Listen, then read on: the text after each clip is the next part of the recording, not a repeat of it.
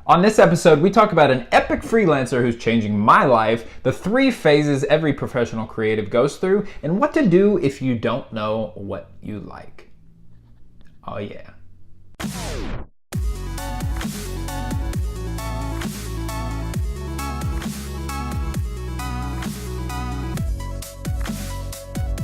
What's up, everybody, and welcome to Finish Friday, the show that helps more creative people change more lives. I am your host, Todd B. from Tennessee, and I created this show because on a scale of 1 to waking up at 3 a.m. to get somebody to a flight on time, creating things is hard, and finishing those things is often even harder. Yeah, so you guys who follow me really close, I can't remember if I did anything this morning or not, but I took Kate to the airport, 3 a.m. We were on the road trying to get there for her 5:40 a.m. flight. She's on a conference in Albuquerque, New Mexico, leaving me to be a bachelor this week, which generally just means I eat food out of a can. But she prepped food for me, so like, this is amazing. Marriage is amazing, by the way. I don't know if you're guessing where I stand on that, but I am huge pro marriage. I just think the trust and the depth of relationship there is unbeatable. I would not trade it for the world. I love you, Kate. I know she didn't watch these, but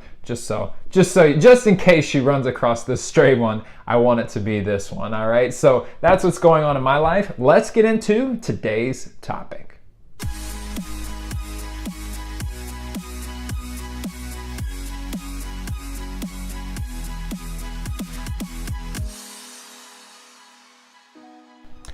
Today's topic is the 3 phases every creative professional goes through. Now, I'm going to try and take this very clearly, very slowly, very deliberately, because I have to start where I started, which is that I didn't want to be like anyone. I hated this 3 phases of anything. I hated to put myself in a box.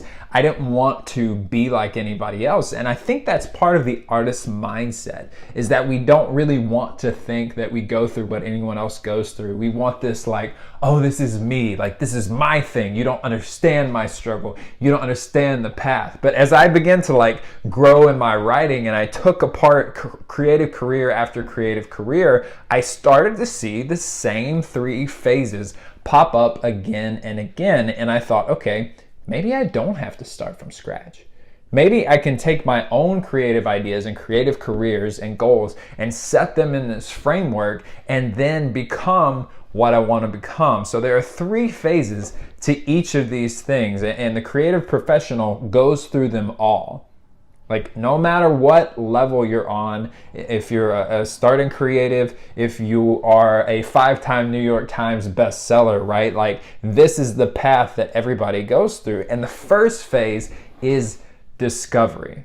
Now, most people don't have a problem with discovering their creative talent because as kids, like, we're encouraged to find that, right? Like, when we're a kid, we're put through art class and music class, and we consider, well, most of us consider that like the status quo is we just do creative things. And so likely when you were a kid, you were all about the creative lifestyle, right? Like, you were making mud pies or painting on walls, which is actually exactly what I did when I was a kid. And my mom, I'm sorry, Mom, that's just the way it was. But you get indoctrinated with like, you are a creative person. When you are a kid, you are a creative person. That's just the bottom line. So that discovery phase is what everyone goes through first. And that's the first phase that you have to kind of accept in order to be a creative professional. When you grow up out of childhood, right, you kind of have to remember that discovery. You kind of have to remember what you were like as a kid. So you have to discover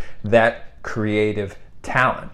Phase 2 is discipline. This is where the boys turn into men, right? And the girls turn into women, because the discipline phase is a huge mountain for most people to climb. Why? Because artists, we don't like to be put in a box. We don't like to think that at 6 a.m. every morning, I'm going to go and create stuff. Oh no, that's not the way it works. Like, you have to wait until you're in the mood, right? Until you have the inspiration. But let me tell you this, every professional creative can make stuff on demand. I was listening to an interview with the Dilbert creator, Scott Adams, And I don't know your feelings about him. He's a very divisive fellow now that he started blogging. But they asked him about his creative process with Dilbert now, and he says, I literally just sit down and something comes to mind and I draw it. That right there is the ultimate nirvana for a creative person, to be able to sit down and create exactly what you mean to at exactly that time. And if you're not in a place where you can do that yet, you find it through mountains of doing the work every day, through mountains of the discipline. So the first thing is to discover and accept your creative talent. The second thing is to find the discipline to do it every day and to start to build on that discovery of talent. And the third phase is to accept your destiny. Why is destiny a part of this structure? Because when J.K. Rowling, I love Harry Potter. What up, fellow Ravenclaws? And so I know that J.K. Rowling is faced with this massive, honestly, it's a problem now. Because even though probably less than half of her life is over, maybe exactly half now, she will most likely never, ever, ever, ever, ever, ever, ever create anything as successful as Harry Potter was. Just think about that for a moment. And that's the struggle with artists, right? Because when you get to this place where what happens if you create that thing that you wanted to create all along and it blows up bigger than anyone could have ever imagined, then what are you supposed to do with the rest of your life? J.K. Rowling now has to face the rest of her life knowing that her biggest success is in her past probably. So now what does she do? She reaches out to people in need, right? She has the charity Lumos. She continues to do what she loves, right? So she's writing under the pen name, I think it's Robert Gilbreth now, and doing the murder mystery things, and it's amazing. So she's continuing to foster what she loves. And then she basically still has to find a way to find purpose each day in what she does. If you, the danger of becoming an artist, and the reason I want to talk about this for a second today, and the reason I'm taking a little bit more time to fill out this segment, is because if you don't start with a purpose in mind and the understanding that whatever you do ultimately is going to be insignificant, right? The best, I say this all the time in my writing, the best that any of us can ever hope to be is a trivia question.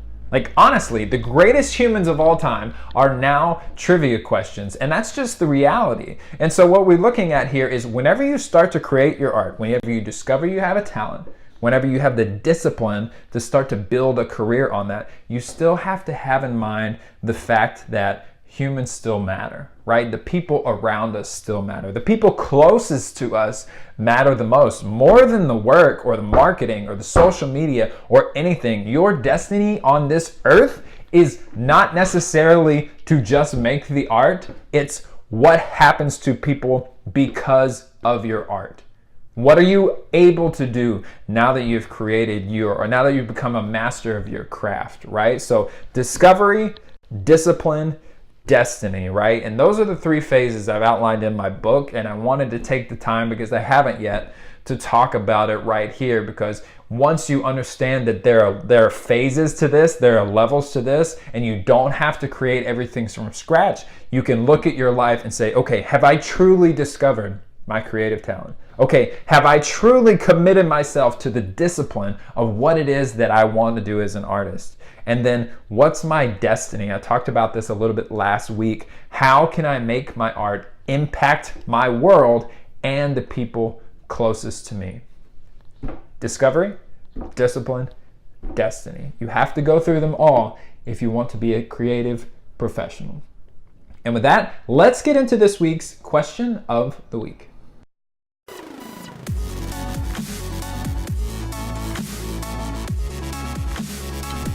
This week's question of the week, as always, is sponsored by my book, The Creative's Curse. Now, I warned you guys earlier, this finished Friday is the last chance to get the book at its current price. At the end of February, I'm hiking the prices up, and it's going to be $7.99 for the Kindle version. The audio version stays the same because Amazon sets those prices based on the length of the book, so you'll still be able to get that for the same price. But if you're watching this before March 1st, Go right now. If there's even the slightest chance that you might ever buy this book, you need to do it before March 1st, because after that the price goes up and you'll buy it anyways, and you'll be bummed that you missed out on those extra dollars you could have saved. Today's question of the week comes from Aurora on YouTube, who watched episode 6 and had this question.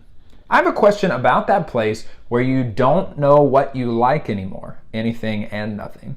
Any advice on how to get out of there and find yourself again? So I'm going to try to keep this as practical as possible, because I am not really a fulfillment kind of guy. I want to focus mostly on the creative stuff, but I felt like this tied into destiny, right? Because it all has to come to, you have to enjoy your life.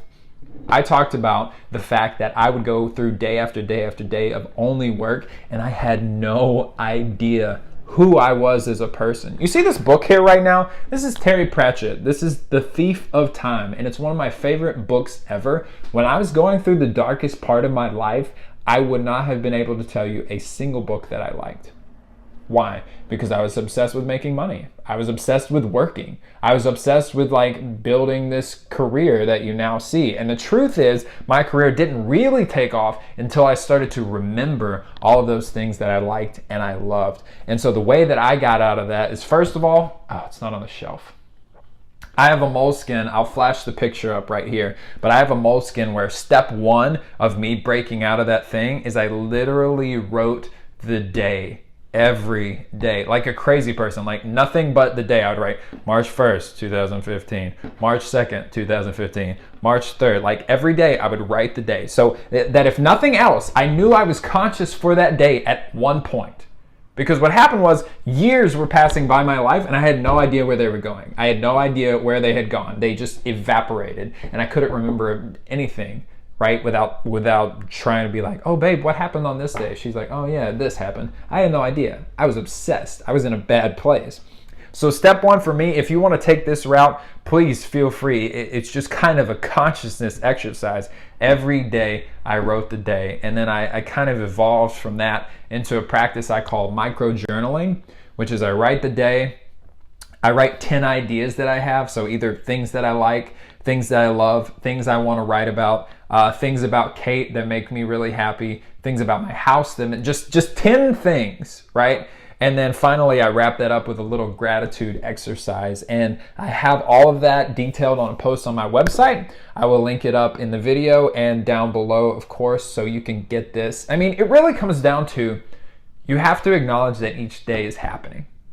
You have to realize that you only get one chance at this, and so that is all the more reason that you need to find out what you love in life. You need to find out what makes you happy and what makes you come alive.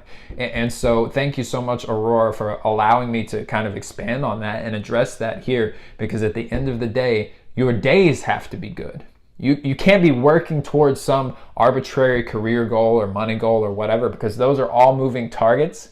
But whenever you start to figure out how to put together a day that will make you happy, then you can kind of replicate that day again and again and say, okay, I like to read, I like to do the show, I like to drink coffee, and then put those elements in your day and then do that day again and again and again. So that's my advice. I hope it helps.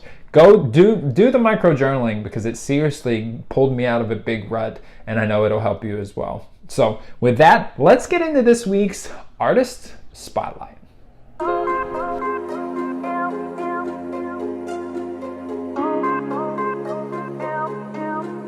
This week's Artist Spotlight goes on Josh Hoffman over at epicfreelancing.com. Now, technically, I'm not 100% sure I would classify this guy as an artist, but he's going to make the list anyways, because he and I had actually talked about some sponsorships a little bit, and I just didn't feel like I was ready for it. And he has kind of been honestly coaching me through how to make the most of myself as an artist. So the deal is, when you're an artist, you don't know how to sell stuff. End of story. You have no idea. A lot of artists, and this is what sucks, and this is why I'm so passionate about what I do, because I know that you have talent. I believe in you more than you believe in you, but I also know that you're going to need some way to sell what you have, because so many artists are very, very good and they work very, very hard, and they make very, very little. Why? Because they don't know how to market themselves, they don't know how to package themselves, they don't know how to sell what they do have and make it seem valuable and make it seem attractive to people and that kind of thing. And when I say artists, we need to do that, I'm looking right here, your target number one right here, baby, because I mean, I didn't know how to sell things. Do you know how long it took me to get up the mental courage to ask people to pay $5 for my book? A long time. And so I got no problem referring you to my buddy Josh at epicfreelancing.com because he has the structure. He has the structure to help you get from nobody to somebody with what you want to do in your art exactly. And so I have to give that big shout out. Josh, brother, I love you. My man is always traveling, so I have no idea where you are right now, but I hope you're catching this show, and I hope that we talk soon. Bang. That's it. Ask the audience, what do you want to see more of from this show? Like, I'm counting on you guys big time. I'm playing with the titles a little bit and the tags in YouTube to try and get a little more growth. If you guys, support the show and share the show, thank you so much for those of you who are already doing it. But I have to know, like, I don't do this show for me. I do this show for you. So write down in the comments below, what are your struggles? What do you want to see more of out of this show? Is it the making money stuff? Is it being better at what you do stuff? Is it the life stuff? Is it me singing, right? I really want to know what the best option is, right? So you guys give me your feedback down below. I have had so much fun doing this show. Somebody the other day said, oh, I hope you keep doing this. And I said, guess what? This is on until further notice. There's a reason I have 3 digits in the titles, because I plan on doing this for a long time, and I hope that you're around to see them all. Again, I'm Todd B from Tennessee, and I will talk with you soon.